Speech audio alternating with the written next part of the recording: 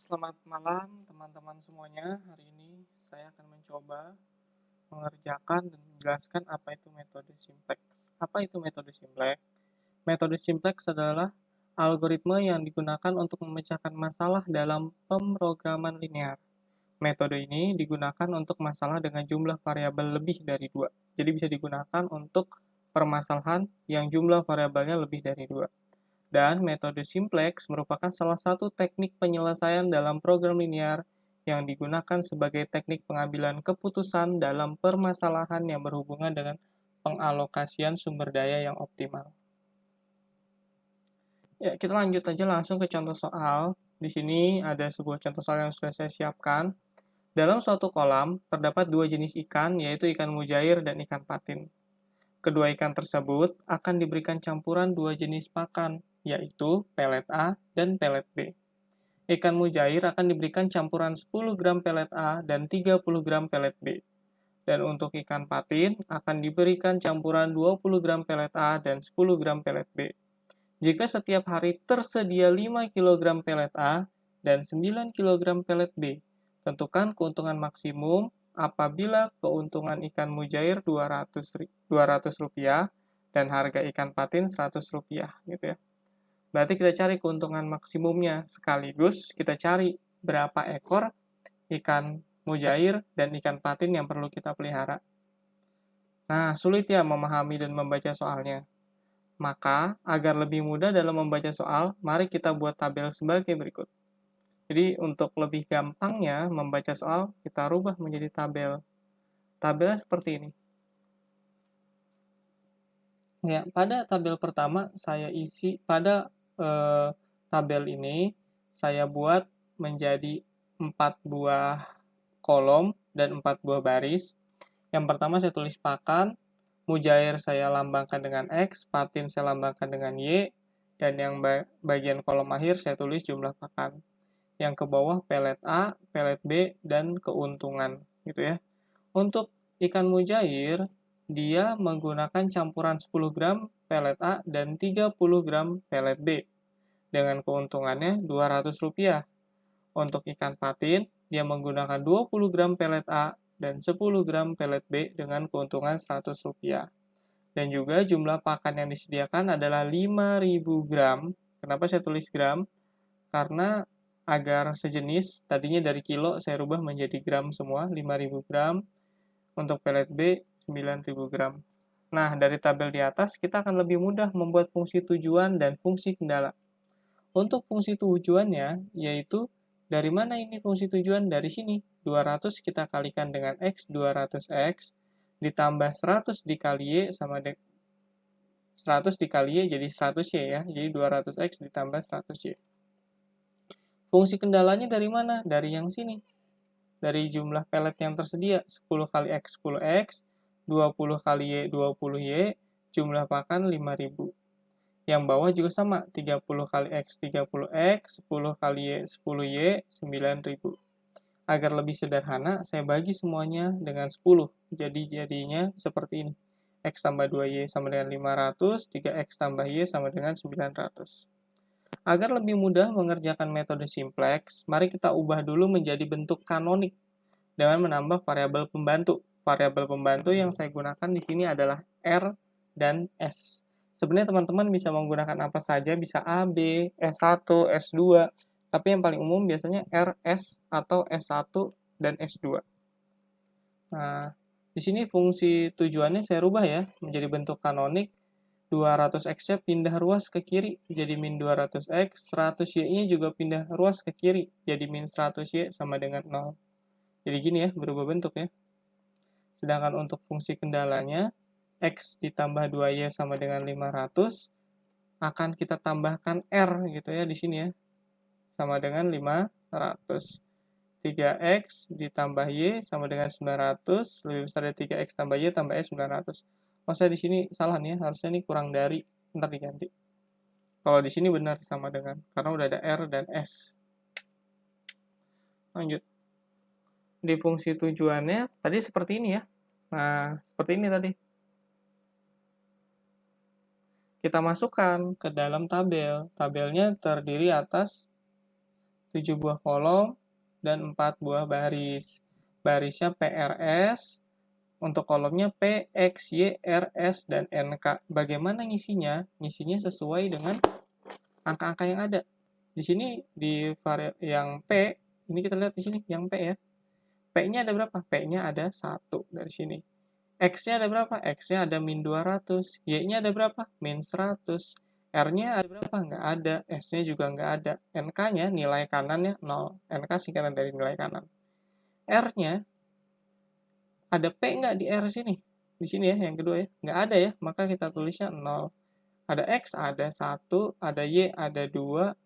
Ada R, ada 1. S-nya ada nggak? Nggak ada, 0. Nilai kanannya 500 gitu ya. Yang S juga sama, P-nya 0, 3, 1, 0, 1 gitu ya. Karena R-nya nggak ada, 0, S-nya ada 1, nilai kanannya 900. Sekedar info aja buat teman-teman, nilai P ini, kolom P nggak akan pernah berubah ya. Jadi kalau kalian nggak mau capek-capek, ini nggak usah dihitung. Sampai terakhir pun dia tidak akan berubah. Oke. Nah, sekarang kita tentukan kolom kunci. Kolom kunci ditentukan oleh nilai negatif terbesar pada tabel tersebut. Nah, ini mana negatif terbesar? Yang ini ya. Kalian tidak usah khawatir kalau nggak ada nilai negatif. Semuanya pasti ada nilai negatif. Karena apa? Karena fungsi tujuan kan sudah dirubah dengan metode kanonik. Jadi pasti ada yang negatif. Nah, kolom kuncinya udah ketemu. Sekarang kita akan menentukan baris kunci, yaitu membagi NK dengan X. Kenapa X? Karena kolom kuncinya ada di X. 0 bagi dengan 200. Nih, jadi ini dibagi dengan setiap anggotanya ya. 500 dibagi dengan 1, 900 dibagi dengan 3. Dapatlah hasilnya 0, 500, 300. Yang mana yang akan jadi baris kunci? Yang jadi baris kunci adalah nilai positif terkecil, yaitu si 300 gitu ya. Nah, yang mana yang menghasilkan 300 ini ya? 900 dan 3. Maka angka 3 menjadi angka kunci karena merupakan nilai positif terkecil. 3 jadi angka kunci, sedangkan yang ini dia menjadi baris kunci. Lanjut ya. Nah, seperti ini tadi. Sekarang langkah kita adalah mengubah baris kunci dengan membaginya dengan angka kunci, yaitu 3. Jadi tabelnya kita rubah. Semuanya barisan ini kita bagi dengan 3. Jadi 0 kita bagi dengan 3, gitu ya. 3 kita bagi dengan 3, 1 bagi dengan 3, 0 bagi 3, 1 bagi 3, 900 bagi 3. Nah, dapat hasilnya 0, 1, sepertiga, 0, sepertiga, dan 300. Ini kita ganti. Baris kuncinya kita ganti jadi ini. 0, 1, sepertiga, 0, sepertiga, dan 300. Gitu ya teman-teman, udah berubah. Bisa dilihat bedanya. Nah, di sini S-nya harus kita ganti menjadi X. Kenapa X? Karena tadi kolom kuncinya ada di X. Maka S-nya kita rubah menjadi X. Mengubah variabel S menjadi X karena kolom kunci terletak pada kolom X. Ini wajib nggak? Wajib. Ini wajib.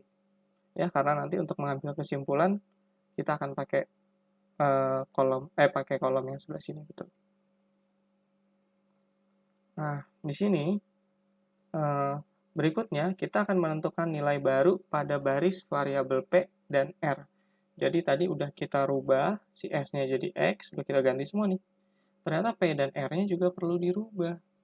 Menentukan nilai baris yang baru dengan cara nilai baris dikurangi nilai kolom kunci dikali dengan baris kunci. Susah ya? Yuk kita praktek aja. Nah, di sini yang seperti saya bilang tadi, untuk menghemat ini nggak usah dihitung. Gitu ya. X sama dengan min 200. Gitu ya. Ini kan yang kita hitung X ya. Barisnya P, yang kita hitung X. Jadi ini min 200 nih dari sini.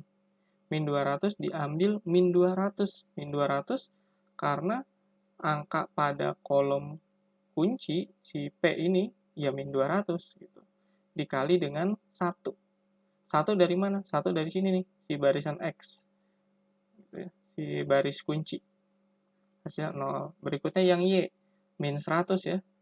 Dia tetap diambil ini min 200. Bawahnya yang ini min 1 per 3. Jadi udah mulai kelihatan alurnya ya. 0 diambil min 200 kali 0. Berikutnya juga sama, 0 diambil min 200 kali sepertiga. Dan terakhir 0 diambil min 200 dikali 300. Nah, ini ada hasilnya. Udah saya hitung pakai kalkulator. kita lanjut ya, tadi terputus ya. Setelah itu kita nyari yang R. Karena pakai yang gratis cuma bisa 10 menit. Jadi ntar saya sambung aja videonya. Untuk yang R juga sama, kita cari X-nya. Nah, X-nya 1. Dia akan diambil dengan si kolom kunci yang ada di R, yaitu 1 juga. Dikali yang bawahnya, 1. Nah, ini angka 1 semua nih. Hasilnya jadi 0 gitu ya. Berikutnya yang ini 2. Kita ambil dengan 1. 1 dari sini. Gitu. Dikali 1/3 dari sini. Hasilnya 5/3. Berikutnya juga sama. Ini 1. Diambil 1 dari sini. Dikali 0. Berikutnya juga 0. Diambil 1 dari sini. Dikali 1/3 dari sini. Lanjutnya 500. Ya, diambil 1 dari sini, dikali 300 dari sini. Udah dapat hasilnya. 0, 5/3, 1, min 1/3, dan 200. Jadi, ini si P dan si R-nya akan kita rubah. Nah, seperti itu ya. Ini hasilnya adalah hasil yang tadi. Coba teman-teman simak ya. 0, min 100/3, 0, 200/3, ini juga sama. 0, 5/3, 1, min 1/3, dan 200. Oh, dia sudah berubah ya. Nah, kalau kalian perhatikan di sini, ini pasti belum selesai. Harus 2 kali. Kenapa? Karena baru yang kita punya baru X saja. Dan alasan kenapa ini harus tetap dilanjutkan, karena masih memiliki nilai negatif pada baris P. Nih baris P nih, masih ada nilai negatifnya, min 100/3. Maka harus diulang sekali lagi pengerjaannya. Udah cukup capek, diulang lagi ya. Oke, karena ini yang paling besar negatifnya ya, maka dialah yang akan menjadi kolom kunci. Nah, ini kolom kunci. Kita hitung sekali lagi. Kalau ada kolom kunci, berarti kita harus mencari baris kunci. Baris kuncinya ini, NK, nilai kanan, dibagi dengan Y. Gitu ya. 60.000 dibagi min 100/3, hasilnya min 18.000. 200 dibagi 5/3, 120. 300 dibagi 1/3, 900. Positif terkecilnya adalah 120. Yaitu pada baris R. Nah, gitu ya. Maka baris R ini akan menjadi baris kunci dengan angka kuncinya 5/3. Gitu ya. Jadi udah ada kolom kunci, baris kunci, angka kuncinya 5/3. Kita lanjut lagi teman-teman. Nah, sama ya.